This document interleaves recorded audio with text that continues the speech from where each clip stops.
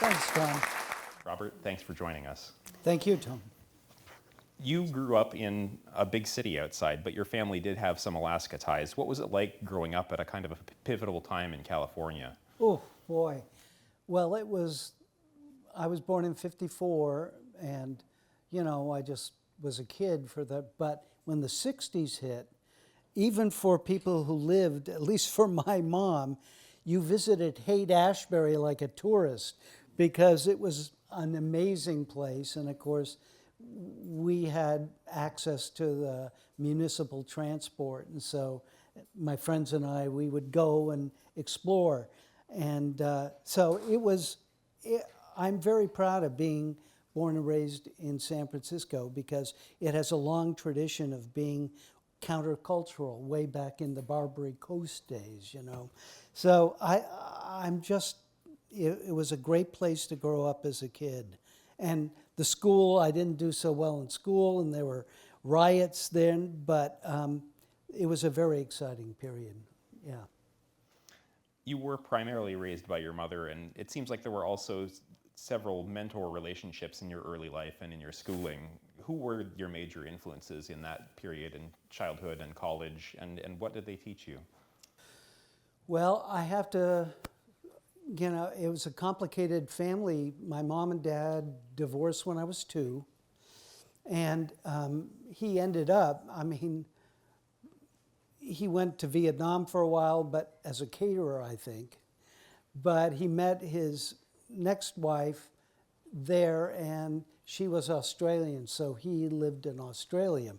That's when, well, I'll get to that, but when Julie made contact with him. But growing up, it was my mom, and at some point, I went to Catholic grammar school and summer camps, but she got mad at the church at one point, and we started attending an ashram. This is the 60s, so totally normal. Attending an ashram that was associated with the graduate school at California Institute of Asian Studies then. It's still around, and it's the California Institute of Integral Studies. And that was led by Haridas Chowdhury, a guy, I don't know if anybody knows about Indian philosophy, but there was a thinker, writer named Sri Aurobindo, and he was asked Stanford was looking for somebody to come over and start an institute like this, and Dr. Chowdhury was the guy he recommended. So he came over, and along with Alan Watts and 2 different people you couldn't imagine, but they were all part of this organization. Well, he became a real large mentor for me, and I got a BA in philosophy because of him. He gave graduate level seminars, and I was allowed to sit in on them, and it was just so exciting. It was wonderful. The other mentor I really have to give a shout out to, and my mom was amazing, a single working mother, and she also had, she was, I would say, you would say crippled, but she was physically handicapped. So that she raised me, and talk about ADHD, I was kind of bouncing off the wall. But she contacted the Big Brothers organization, Big Brothers of America, and I became a little brother to Norm Proser. And I have to say, in almost every way that means something, he was the father figure for me. And he was great. He was a dress store owner. He had a series of shops around California, and we would often get in his car and make deliveries to places like in Napa or elsewhere. And he had this phenomenal warehouse stocked with dummies. And it was like you would go into this, and all these figures doing the kind of thing, you just stare as a kid. And it was great to run around and be in there. Anyway, so Norm was a huge influence to me as well. And we were close until he died. And so I'm really proud. And in 1985, I decided, since I had never met my father, I wanted to change my name to acknowledge the people who'd raised me. And so I chose Norm's last name, Proser, for my middle name, and my mom's maiden name, Hannon, for my last name, because they were the people who did it. But my mom said, "Why did you do that? They'll think you were illegitimate." They would never. Yeah. Anyway, so I'd have to say those were the big influences for me. You mentioned getting your college degree, your BA in philosophy, and I feel like philosophy kind of gets a bad rap in terms of not having a lot of value as a degree. What kind of value do you feel like it contributed in your life? It's well, I had an advisor who in college, and so this guy name was Bill Bartley, and he said, "Why do you want to major in it?" And I thought, well, because it's talking about the things that I'm interested in. And, if you know anything about Indian metaphysics, it trumps almost any metaphysical system on the planet. Because everybody, if you're Buddha, come on in, you're an avatar. If you're Jesus, oh, come on in, yeah, you're an avatar too. And so that was just heady kind of ideas growing up. And it was the 60s and 70s in San Francisco. So there were a lot of ideas out there. Anyway, so that's what I thought. And he said, well, then, yeah, you should be a philosophy major. Because I couldn't think of anything else I'd rather do. You've been involved in local radio here in Fairbanks for many years. Where did that interest have its roots? Was it in your childhood, or did you get into that first in college? It was in college, although my grandfather was one of the founders and announcers at KFQD in Anchorage. And so I had that in my background. I didn't know my grandfather very well. I only met him a couple of times. But when I was living in Berkeley and going to Cal State Hayward, I would listen to KPFA in Berkeley, and it was the first community radio station, the flagship of what would become the Pacifica Network. And they had a drama and literature department. And it was like, whoa, a radio station has that. And I'd listen to this guy, Eric Bowersfeld, and he would do morning and evening readings. And they were always asking for volunteers. It's a community radio station. So I went down and started volunteering with him. And he was a wonderful mentor. And at first I started recording Eric and other people. He also had Bay Area Arts Review, a program on KPFA. So I would interviews Eric did with his guests on that. But we would have Bay Area writers who were working on material come in and read sections of that. And one of them was Alice Walker, who was writing The Color Purple. And so I was her engineer on that. And so it was just an amazing experience. And he later let me go ahead and interview directors and actors and visiting authors that he wasn't interested in, but, oh, you might like this, Robert. And Eric had a huge name in radio drama. He was well known across the country. But people know him now for 3 words he issued as a voice artist for The Return of the Jedi as Admiral Akbar. It's a trap! That was Eric Brower's face. And they made little videos of him because he was Admiral Akbar's voice. And it was so ironic because he was such an intelligent and sensitive guy about literature. So, yeah. So I was in college. What was it like to be part of the California radio scene back then? It feels like kind of a different era in terms of where radio was in its prominence in society. Well, KPFA, it was a community radio station. What that means is they weren't affiliated with like NPR, which was back then still a fledgling organization. So literally, one of my tasks was to go to other departments through their garbage and get the tape that they spooled off that they no longer needed, take it to the drama and literature department. It was so Dickensian, really. And you would tape sections of tape together until you had a reel of tape that you could use for a material. So it was the radio scene back then. You know, there were commercial radio stations and whatnot, but KPFA was unique that way, and it was a great learning experience. And I still go through garbage looking, no, I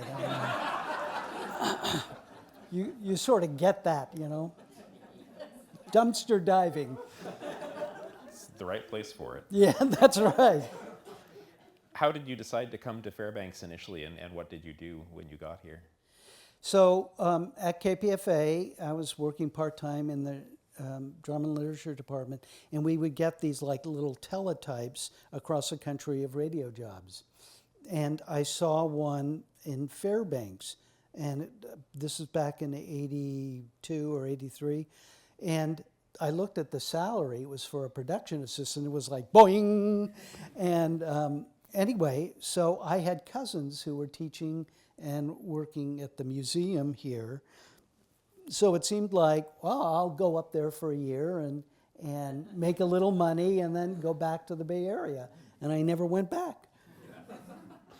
So I was going to ask if your family connections influenced your decision to come up here and or to stay. And it sounds like they did, in that you had some family up here already. That's right. Yeah. So So my mom was second generation Alaskan, and so we had cousins throughout the state. And but I have to say, the only advice my mother gave me when I told her I was going up here for this job, she said, in the winter, if anybody asks you to lick a pole, metal pole, don't do it. I'm not sure what it said about her confidence in me, but I explained that even if it wasn't winter and somebody wanted me to lick a pole, I wouldn't do it. You and I actually got to Fairbanks in the same year. You came to KUAC, I came to Bassett Army Community Hospital. But I was too young to remember any of that. So what was your impression of Fairbanks when you got here in the early 80s? Well, actually, coming from the Bay Area and California, it was like I was back in the 60s and 70s again. I mean, certain areas would waft with patchouli, and there were paisley skirts and shirts. And remember the solstice in Chena Hot Springs Road and those things? Well, it was like, I'm back home. This is it. These are my peeps. At the time of your arrival, KUAC was in the midst of what seems, kind of through a retrospective lens, like a golden age in terms of the amount of local programming that was available then. What was it like to be a part of that, and what were some of your favorite shows and hosts?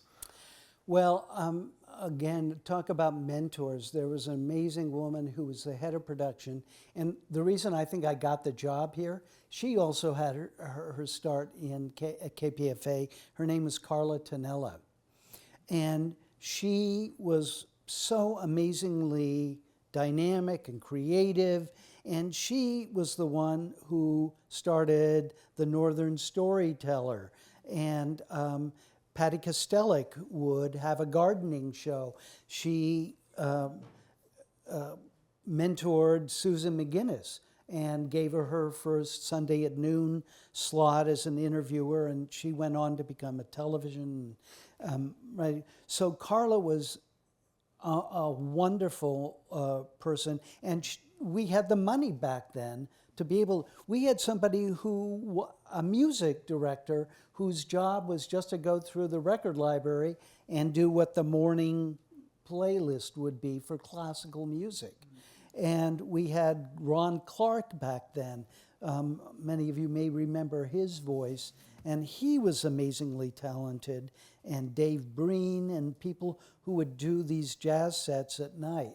So it was incredibly fertile and worked with amazing people. And over the years, you know, funding grew increasingly tight, and at some point in the 90s, I'd say mid-90s, a bunch of people from across the public broadcasting spectrum sat down and said, well, how can we realize some economies of scale and unite? And from that was Alaska Edition, which featured John McWhorter and Teresa Bacher, and Libby Casey was part of that, Amy Mayer, myself, and that really was a thing. Dan Bross was working down in, I think, Valdez at that time, and would send us pieces. Talkeetna was part of it, out in western Alaska and the interior villages. We had people sending us material, and we'd kind of shoehorn those in to the morning edition time slot, and it worked amazingly well. And you know, I think that was probably the apex for KUAC for radio production, because it was a product that went out across the state and was from voices across the state, and it seemed to work, and people responded to it. So that was really, you know, one of the high points for me professionally. I was thinking while I was driving here, do you think that there's any way to know that you're in a golden age when you're in it?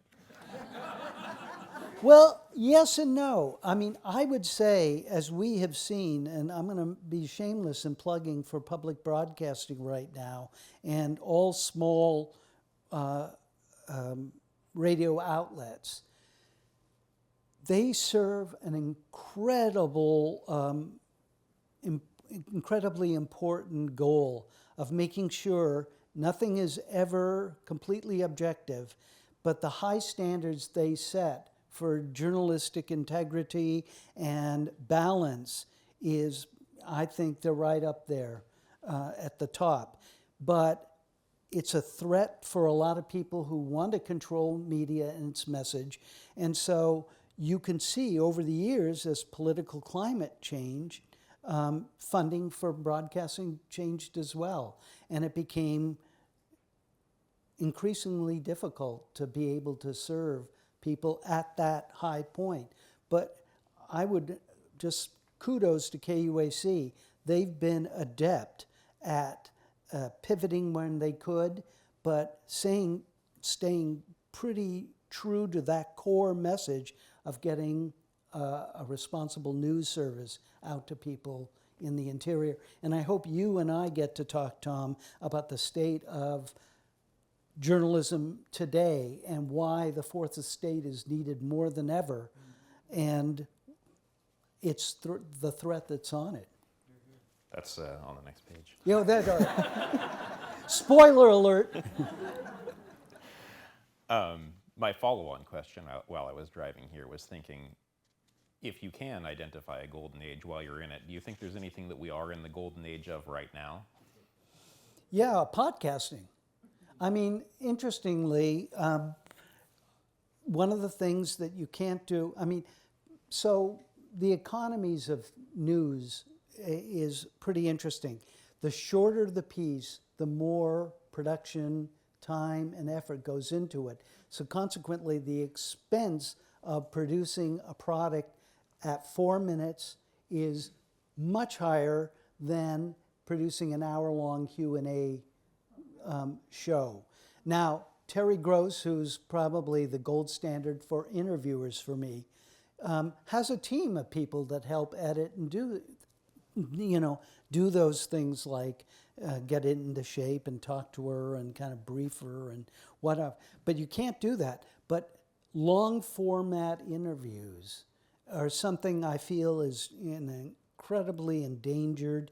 And I did think that. And then podcasts came along, and that's all podcasts are. Usually you'd have a goofy lieutenant, doing Q&A, and you'd have a guest come on. So they took that model from, late night television, but pretty soon it morphed. And, anybody who goes out and looks for a podcast, they can find a podcast on almost anything with remarkably intelligent, erudite, and eloquent people being the hosts. So you can literally find material out there to satisfy your interest or questions. So, yeah. Been talking about golden eras, but nothing gold can stay, as the man says. How did you come to leave KUAC the first time? Well, again, budget constraints were, so I think a number of us were thinking, well, the station really didn't have the same amount of money. And when Evan, our son, and then Madeline came along, both Julie and I felt it was important to bring them up in a faith tradition. And since we had both, there weren't any ashrams here, so yeah, they dodged that bullet. But we were both raised in Catholicism, so we thought, okay, we'll go to, and we found a wonderful community at Sacred Heart and later up at St. Raphael's.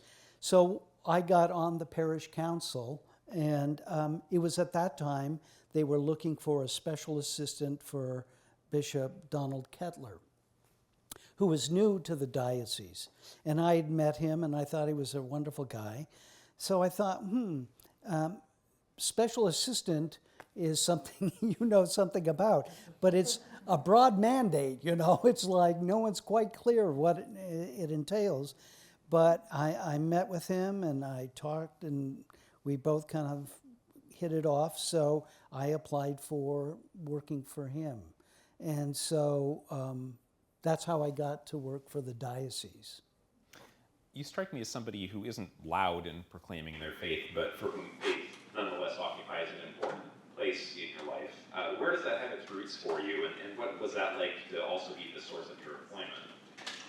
Well, that's interesting. Yeah, so I would have to say it goes back to Dr. Chowdhury. About that time, I was in junior high school when we started going there. And we'd have these wonderful figures from India who would come and stay at the ashram, and they would often give little kind of lessons or seminars on meditation and whatnot. And so I started meditating there, and had some really profound kind of experiences in that regard. And so one of the wonderful things about Catholicism, I think, is it has such a rich contemplative tradition. And guys like Meister Eckhart, who was taken to task for some of his writing and other, but they have some minds that are equal to anything we have today. I mean, I read a kind of a biography of Eckhart, and the author made a really interesting observation. For these guys who were exploring this field, it was sort of like physics is for us today in science. They were, through reasoning and contemplation, exploring kind of fields of experience and reality that for us, we're only vaguely conversant with it. It's not a common thing. So that was also really influential to me. So that profound sort of state one can get into in deep meditation is really important, I think, for that. During your tenure with the diocese, it was rocked by a major scandal that occurred before your time there, but nonetheless consumed much of the time while you were there. What was it like to experience that? Boy, yeah, really tough. Of course, so just generally speaking, Bishop Don, as we called him, was the first non-Jesuit.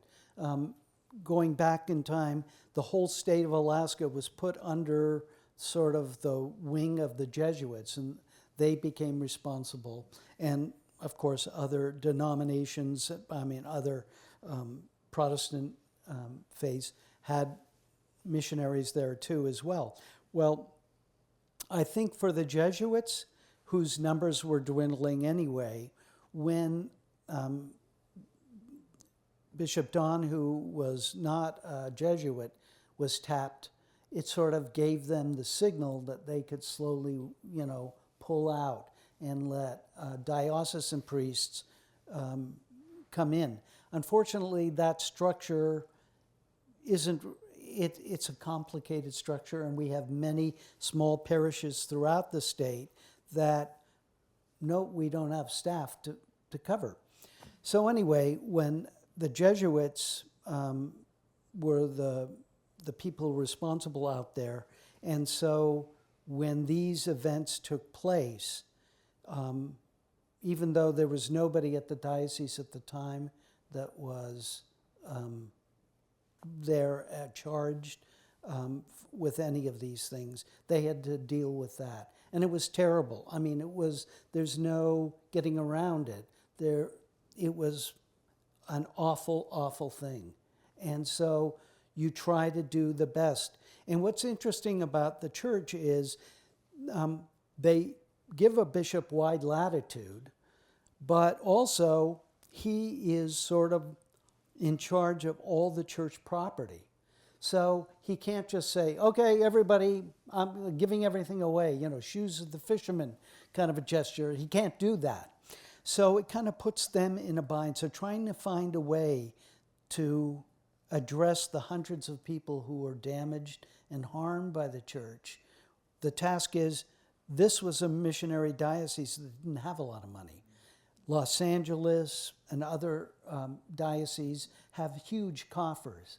This one didn't. In fact, the diocese supplied the funds for many of the villages out in there. So rather than receiving funds from them, it distributed to them. So anyway, it's a long story, Tom, but it took a long time to file for bankruptcy and discharge the obligations. But you can't ever discharge those kind of obligations.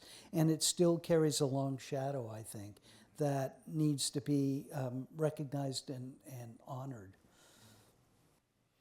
So ultimately you did come back to KUAC after that experience, and how did you end up coming back to KUAC, and what were the circumstances? Well, so Bishop Don had, following the end of the bankruptcy, a year or two later, he was tapped to take over, I believe St. Cloud, Minnesota, the diocese down there, and we got Bishop Chad. But at about that point, I thought, maybe it's a time for me to and I was just thinking of retiring, but I wanted to make sure Bishop Chad was successfully installed, and there was sort of a network around him, because bless his heart, he was a military chaplain. When he got the call, he was incredulous and thought it was a joke. One of his friends was telling him he was tapped. Anyway, when he got I just was thinking about retiring, and Gretchen Gordon, just at that point, said, would you be interested in coming back part-time? And so I said, yeah, that would be kind of fun. So that's how I got back there. And many people are familiar with your Northern Sounding series. I feel like it's an essential resource for oral history in interior Alaska. Where did that idea come from, and what was your favorite, or a couple if you can't choose one? of the Northern Soundings people. Oh my gosh, I don't know if I could, but it is remarkable. Many of the people here, I was looking at Ron Inouye, he's been a guest, and Susan Sugai has ducked, but we're going to get you at some point, Susan. Anyway, I really believe in long form, and the reason I believe in that is I believe in the power of conversation. I believe in the power, if people are allowed a space in which they can just talk about whatever they want to, especially about their background and where they came from and who was important to them, then they start opening up about other things too and can talk intelligently about what drove them and motivated them. And I think there's a real value in that. But it's challenging because we live in an increasingly fast, soundbite-rich environment, and so people want just the distilled, 30-second or 15-second soundbite rather than that long, extended form. So I decided, this is important to me. I'll start my own podcast, and that's how bought the equipment and went out and started just tapping people I respected and knew.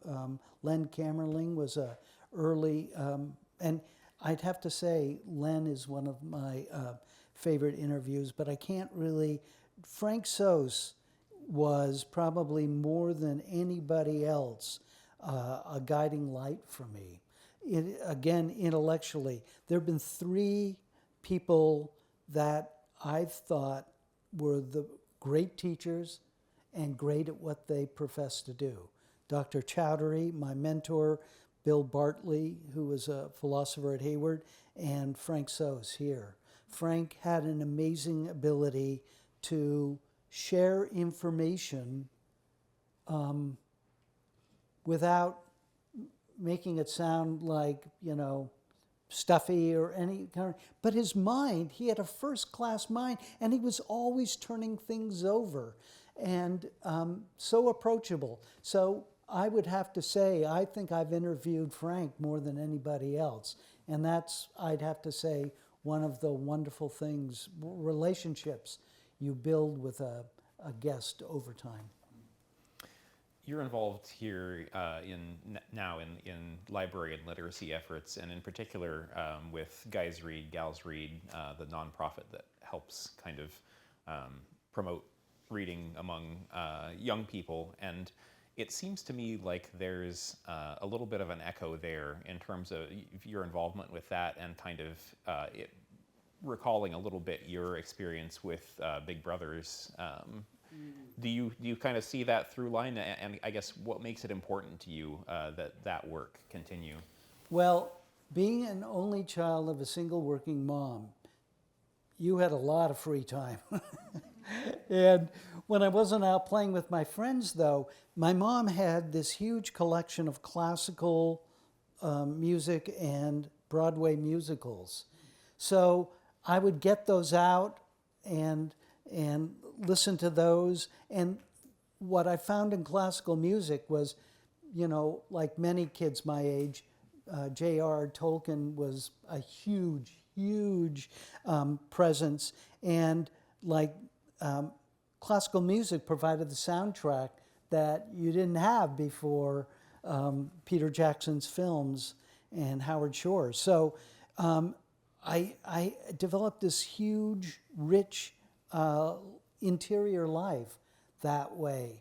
And I think kids who apparently, and Greg Hill is the guy who started the program and is most knowledgeable about this, but at around the 3rd grade, boys especially, but both boys and girls, stop reading for pleasure. They'll always have to read in assignments, but they don't read for pleasure. And I think all of us here probably have books and a life that was lit up by early books and stories that it could be non-fiction, they could be true stories, or they could be works of imagination. And your life kind of that inner light kind of flared up in that experience. And I want kids to be able to have that. And I think public libraries, so, you know, the whole zombie literature. I thought one time, ooh, coming the zombie apocalypse, I think I'll go to the library. You know, I'm not going to a hardware store and build anything. I thought, I'll be around the books. Then I'll find things out. I thought that would be the perfect refuge during the zombie apocalypse. So anyway, I want kids to have that same love of literature and stories. I read something the other day that an admonishment to be your own AI data center, consume lots of water and literature. We are to the fun part, which, well, I guess it remains to be seen how fun it is, but journalism, especially here in Alaska, how has it changed in the time that you have been here, and kind of what can we do, in your opinion, to make sure that it endures? Well, boy, the models have broken down. I mean, everybody here probably knows that, politically, socially, and in terms of journalism. And having confidence, having faith that the story you're being told is factual and can be verified is huge, but it's becoming increasingly rare. And unfortunately with AI, I shared this with some of my colleagues. This is 5 years ago, and it's infinitely more sophisticated now. But we got a solicitation through the KUAC about having AI hire this program. It could anchor any kind of report, and it could change. If you didn't have visuals for it, it would provide the visuals for it, and the reporters were virtual as well. So the most expensive thing usually for a radio station or a television is a talent. You have people, you have to pay their salary, hopefully you give them fair compensation and things. But it takes them time to put together a 4-minute package like we were talking about earlier. Well, this thing could do it for you in 30 seconds. And on the fly, they showed how if you had any other language you wanted to broadcast in, it changed like that. So I can see people who are under the gun, who don't have funding, being slightly, tantalized by that kind of proposition. But of course, anybody who's done anything with AI knows it is hallucinating. I mean, it's like the 60s in San Francisco, for heaven's sakes. Who knows what it drops? But I have a really embarrassing experience. Somebody pointed out, a historian here on campus was giving talking about his recent book, and thought it would make a good Northern Soundings and a good episode for KUAC. And I looked at his book about it, and I thought, yeah, that's pretty good. But I usually like to research at least a couple of days before I interview him, but I only had that and I called him up and I said, can I come over and do this interview and talk about your book? And he said, great, come on over. Well, I went to AI. And I said, okay, what can you tell me about this book? Has it been well received? What have the critical reception been to it? Oh, this book has been, it has been, let's see, it won the West Coast Nonfiction Award for blah, blah, blah, and it was shortlisted for something. Yeah, that's what I said. So I said, how does it feel to be blah, blah, blah, when I asked the questions? So I sat down with him, and he looks at the questions, and he goes, my book's only been out a couple of months.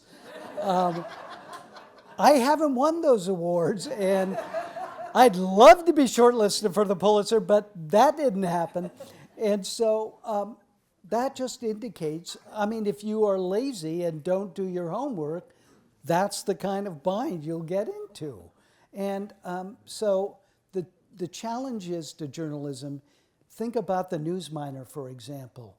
I'm sure COVID didn't help, but having online ads like Craigslist, for example, really took a huge revenue stream out of the paper's ability to pay for reporters, pay for editors, make sure that, and people, because they went online, subscribed less and less. You could talk, I wish you'd talk about this point, Tom, but it's a real challenge because as our social fabric is strained and pushed by the polarity that we see in our political discourse today, having a trusted arbiter or somebody just reporting on what's taking place is incredibly more important today than ever before, but the model isn't there at this point. Financially, how does a paper, it went for a nonprofit move, which of course KUAC is, but then you're really dependent on the people who subscribe and really want your service. So it's challenging. I don't know. What do you think? Well, you're right. I think that increasingly the fortunes of journalism, both here in Alaska and just more broadly, kind of across the spectrum, they're moving away from ad revenue that's getting eaten by Google and Facebook and online advertisers, and moving toward subscriptions. And that was well underway while I was at the Anchorage Daily News as their opinion editor. And the good news for the Anchorage Daily News is that when I was there, we had about 3/4 of the subscription revenue that we needed to maintain the newsroom, if at its present size, if all other facets of the enterprise went away. I mean, of course, that means getting rid of print altogether too. So who knows if the subscriptions would have maintained at that level. But we were at, I want to say 17 to 18,000 subscriptions, and we needed to get to like 23, 24. I'm sure they're a little further along that way there. I'm sure they're not there yet, but that was what was needed. But you think about that number, and I don't know what the Newsminer's subscription numbers are, but they're not anywhere near 16, 17, 18,000. If they were, the newspaper we could have. But yeah, and I think we see that subscription model working in some places. There are a lot of Substacks, online newsletters, Patreon-funded online content. If you kind of are able to build your personal brand and that level of trust, like Dermot Cole's in the room, he has basically that model. And I don't think he's getting rich or anything, but but that model does succeed so long as you can build that brand. But it takes a long time, and oftentimes it takes having come up within a newspaper or a public radio ecosystem where you're able to kind of build that identity around yourself that people value even when you strike out on your own. So it's hard to do. I think, like a lot of people, I am worried for the long-term future of the Newsminer. I'm very excited about the short-term future because Julie Stricker just returned to be managing editor up there, and that's, I think, great news for the community. She's been in newspapers since the Anchorage Times in the 1990s, where she met her husband, Rod, who was my boss as managing editor while I was at the Newsminer. So that's great news, but there aren't 5,000 people who signed up for new subscriptions overnight because Julie came back. If you would, that would be great. And I think in terms of, I guess, a path forward, that's the message for me, is that,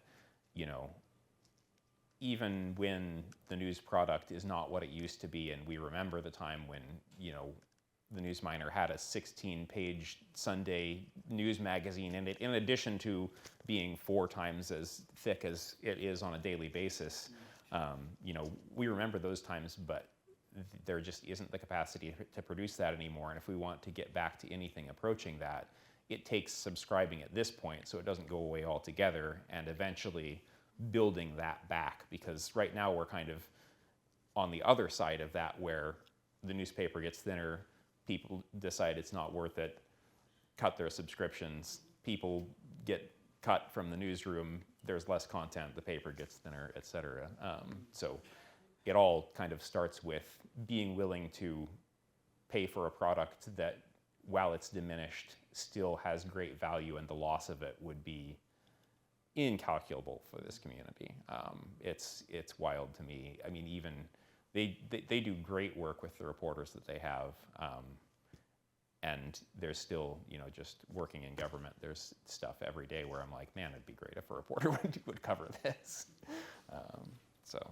Well, yeah, but you're on the other side then, and of course, that's the other aspect about having somebody paying attention to what's taking place in government, and having what's happening in the courts and what's happening in the community. I mean, there are all these disparate sort of fields, if you were, or beats that you used to have that are being covered by maybe one or two if they're lucky, and they can't have that historical knowledge that it used to be. I mean, back in your day even, but as I think of Dermot, having that rich background of information to draw on.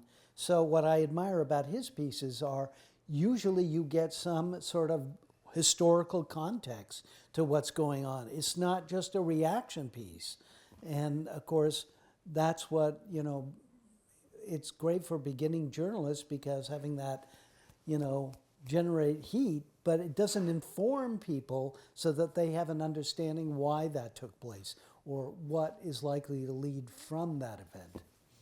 It's true. I think that that's actually kind of one of the hardest things, because even, if subscriptions go through the roof tomorrow, you're not going to get back the people who have already left journalism and taken a lot of institutional knowledge and just kind of community knowledge with them. You used to have people back in the 80s, 90s who would stay at the same paper or a radio station their whole careers, and they would just have this immense knowledge, so that, when somebody came out with a new gas line proposal, they would know, oh yeah, this has happened, 12 times over the last 40 years. Oh, but it's this time, Tom, We're this closer time. than ever. Yeah.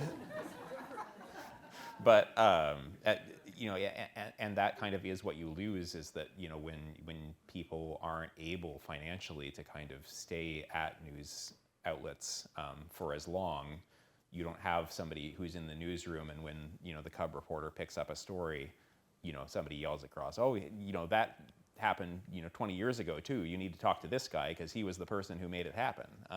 And that's kind of what's been lost, and it's really hard to get back. But everything kind of, you have to start growing it somewhere. It's a little bit like fruit trees, I think. The best time to plant one was 20 years ago, but the second best time is now. Well, but it is also interesting that I think political parties are also experiencing these changes. It really is a confluence of very large-scale changes taking place in the world right now. We have climate change, of course, and there are real challenges to democratic societies around the world. And so there are powers being concentrated increasingly in fewer hands. And that's never worked out well for the average person in the past, and I don't see things, improving very much. Yeah, I mean, I can't say that I'm super optimistic about a return to, I guess, kind of an egalitarian distribution of wealth and resources, and it's funny, there has been this kind of, I feel like the discourse around artificial intelligence really kind of ping-pongs back and forth between absolute, fatalism, doomerism, it's going to turn into Skynet and kill us all, or it's going to solve every problem, make money obsolete, solve scarcity, nobody will have to have a job. And for the record, I don't think that either of those kind of dichotomous realities are likely to fully, happen. But the part that kind of I wonder about the really optimistic view that it's going to, solve all of our problems is, you look at who owns it and it's like, are they going to let us stop working? Like, how's that going to work? Yeah, it's never that. I mean, and I think that's the wonderful thing I think about, again, conversations and about just thinking people deal with these, because our imagination so often goes to these extremes, but it never, there was a wonderful quote, and I won't try to, Mark Twain about, I've suffered death many times, or something, injury so many times, and only one of them was actually real. Our imaginations make things worse than they are. And so unless we're talking with somebody who's actually got a different opinion than you, but is another regular human being, they're trying to pay the bills, trying to do this, you suddenly understand. Julie and I live in a wonderful neighborhood, and there's a wide diversity of people who probably hold wide range of things. But over the years, you get to know them, and they're just people. And we get together to move snow or something or whatever it is. And so it's the importance, I think, of having these lines of communication, these media are valuable because they are a way to heal as much as inflame. Yeah, no, I think that's right. And I think that that's one way that I guess maybe we can take some steps back from the brink is, A, talking to the people in our regular lives who may or may not believe the same things that we do. But also I feel like there's an opportunity to kind of rebalance algorithms if they're made to do so on social media platforms so that we're fed less self-reinforcing content. And I think that that's been a really important factor in getting us to the place of polarization that we're at now, is that, it is more sticky in terms of holding our attention to, for the platforms to feed us basically an echo chamber of people whose opinions are exactly the same as our own. And so it kind of, even on YouTube, like the algorithm will do that. And, you watch one, video from some kind of, male self-improvement guru, and all of a sudden all of your ads are for boner pills and hair treatments and hey, some of us could deal with those, talking about how women shouldn't have You're the right to vote. getting close to the bone there, buddy. But like, I think there is kind of a place for probably more regulation in what I guess the role of social media is, and the responsibility that the social media platforms have in terms of the discourse that takes place there, and kind of nudging that back in a way that's kind of more communitarian than divisive. Tom, I don't mean to interrupt, but I know that before we break, there's several people in the audience, including Jim Sampson, who would like to ask some questions. Oh, no. Excellent. We starting with Jim? I don't have any questions. Phew. Somebody else? Oh, good.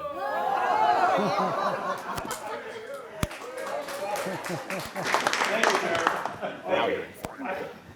First of all, Tom, you're doing an excellent job, just as Robert has always done an excellent job. But I'd like to ask, though, Robert, on the radio you were so skilled at filling Time? and not having dead air. Not having dead air. You always could find something to say clearly and eloquently, and I've always admired that, and I don't understand how somebody gets that. How did you develop those skills? Well, and this is kind of a good tie-in with you too, Tom. Theater. I mean, one of the wonderful things, Ketanji Brown Jackson in her book talks about E.B.W. Du Bois's idea of two-ness for African Americans. This idea they have to perform on one level if they're intellectually engaged and respond to those around them. So they have this bifurcated attention. And I think anybody who's performed on theater knows that as well. When you're on a stage, and this happens more than I'd like to admit, but if somebody goes up on a line, if something goes wrong and you have to fill in, then you start developing those skills, and it's kind of like developing that ability to kind of rap, or jazz musicians do this so well, is they'll take a musical phrase and start turning it inside out and developing it in new ways, finding additional harmonies. Well, in a way, I think theater builds that, because you are you, and you're gauging how the jokes are going over, or the play is going over. At the same time, you're in character, and you have that. Do you find that too, Tom? I do, and I have great difficulty with it because it's difficult for me to turn off the part of my brain that's sort of trying to react in real time to watching how people are perceiving me. Sometimes what actually helps a lot is without my glasses on, I can only see this far. And so now it feels like nobody's looking at me at all, right? All of a sudden, you're not getting all that feedback. That's right. And it's great. They're gone. That's amazing. Who's up next? Who wants one? Oh, we've got one here. Robert, I know that you're very interested in community, and know that you're very interested in conversation. And so one of the groups that one of your communities is the skiing community, and there are a lot of fellow skiers. The scum are here, and I couldn't help but be impressed that at an early age you were infatuated with a warehouse full of dummies. I wonder if those two are connected in some fashion. Don, it would be if those dummies skied. And yeah, that I have to say, and I know Dermot will back me up because I think it was in one of his columns way back when. The trick about living in Fairbanks is keeping moving.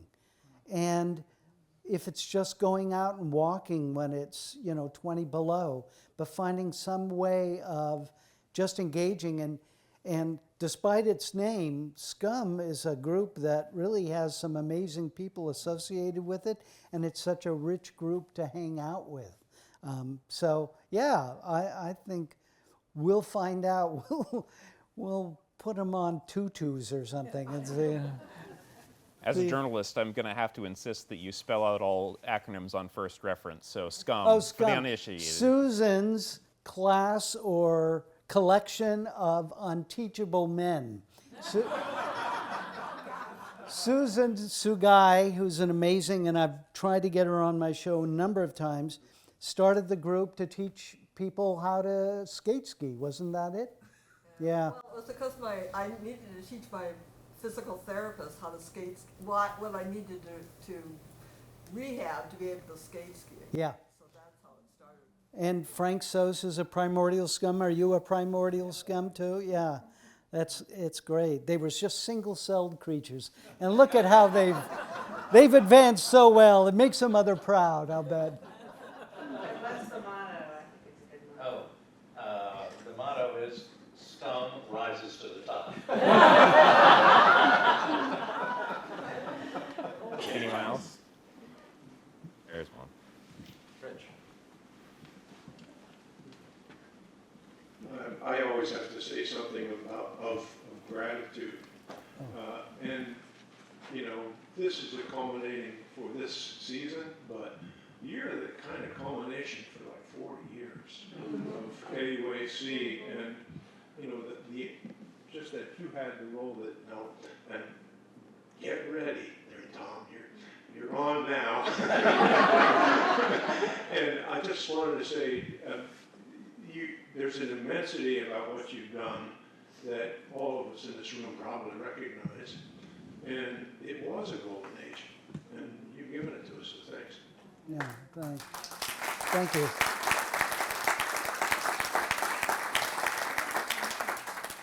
You know, but I want to shout out to KUAC right now. You know, it has managed to find ways to keep reporters active and reporting on our community. And, you know, it's all about market size when your funding sources dry up.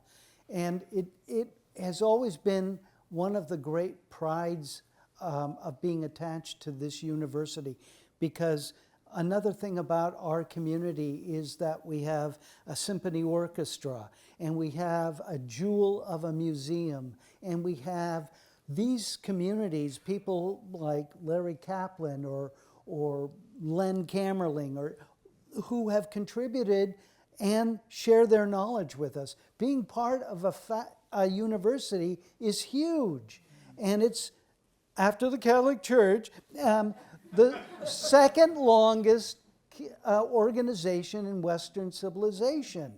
And that is no small feat. And it too has to change, but it's so important that public broadcasting and universities stay as sort of bedrocks, because whatever dark age we move into, if we do move into one, it'll be these centers of light that will keep the flame going. That's my feeling about it. But I need to go back and get that hair growth thing. I'll send you the ad link. Thank you. Well, I think we're about out of time, but thanks so much. Oh, we got one more here. We were discussing golden ages on Thursday in a little panel discussion on ANC, its history and its future. And in fact, we regard 1973 to about 1985 as the second seminal time in non-innate linguistics. And Mike Cross was writing about that. And I mentioned that the other day. And just to point out, this Wednesday, John DeCandelaro is talking about using the ANC archive. And we still try to improve the archive, sometimes something from 1940, and there's this ephemeral way that certain language publications turn up now.